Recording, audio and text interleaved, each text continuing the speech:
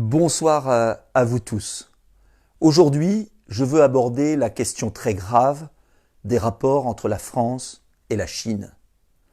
Pour la première fois, la presse française ose parler du fameux laboratoire P4, le fameux laboratoire P4 à Wuhan.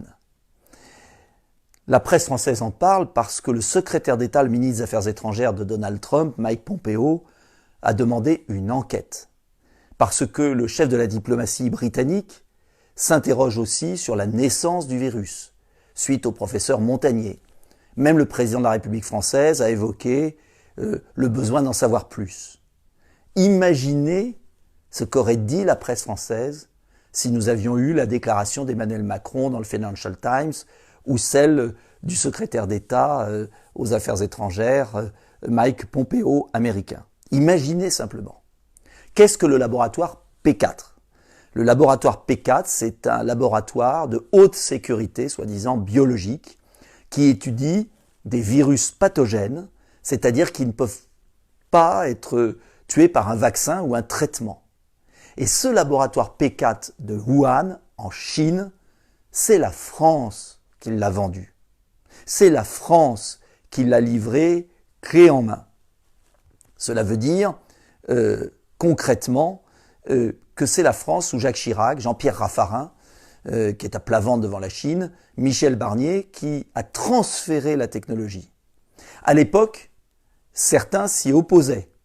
Je pense notamment au secrétariat général de la Défense nationale, à certains scientifiques français, qui estimaient que la France allait livrer à la Chine, je pèse mes mots, une bombe atomique bactériologique. Oui, c'est le terme. Et malheureusement, ceux qui s'en inquiétaient avaient raison. Uniquement par soif de transfert de technologie, la Chine s'est emparée de cette technologie française et après a chassé les Français, qui n'ont même pas réagi. Que s'est-il passé concrètement ? D'abord, les Français ont constaté un manque de transparence sur les laboratoires P3. P3, c'est le niveau en dessous. P4, ça veut dire le plus dangereux possible, où on manipule des virus pathogènes dont on n'a pas les traitements, je le répète. Il n'y a pas eu de vraie relation bilatérale. Et Alain Mérieux, qui présidait le comité conjoint franco-chinois, a démissionné en 2015. 50 chercheurs français qui devaient travailler pendant 5 ans dans ce laboratoire n'y sont jamais allés. Le laboratoire a été construit uniquement par les entreprises chinoises qui se sont accaparées le marché.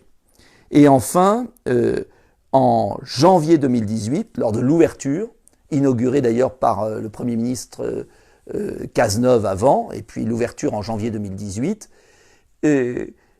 l'ambassade américaine a décelé de graves lacunes de sécurité dans ce laboratoire P4 vendu, je vous le répète, par la France.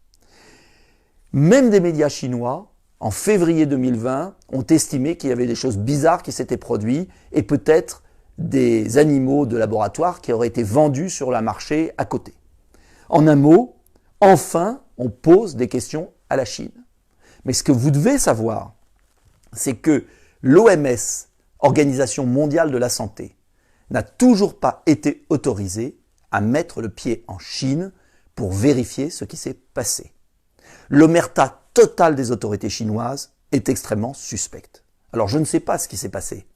Personne ne le sait. Mais si les Américains, le président américain d'ailleurs, Donald Trump, parle depuis longtemps de virus chinois, c'est qu'il y a des informations. Et j'aimerais que la France se relève, que la France soit debout, que la France ne soit pas dépendante. Vous savez que Lénine disait que les capitalistes sont prêts à vendre la corde qui va les pendre. Eh bien, la France a vendu la corde avec laquelle nous sommes pendus aujourd'hui peut-être. Et en tout cas, on ne peut pas accepter cet état de dépendance permanente. Le général de Gaulle voulait une France libre, indépendante. Il ne s'agit pas d'épouser le camp américain au détriment du camp chinois. Le 21e siècle sera la grande confrontation entre deux immenses puissances, les États-Unis et la Chine. La France doit garder son indépendance absolue et des coopérations européennes intelligentes doivent avoir lieu pour affronter ces deux superpuissances. Mais pas par Bruxelles, pas par l'Union européenne, uniquement par des coopérations d'intérêt France, Allemagne, Angleterre, Italie. C'est la seule solution pour peser. En attendant, cela veut dire que nous devons retrouver notre liberté. Nous devons arrêter de vendre notre âme à la Chine. Nous devons demander une enquête indépendante de l'Organisation mondiale de la santé avec des experts français, américains, anglais, allemands, pour aller voir ce qui s'est vraiment produit.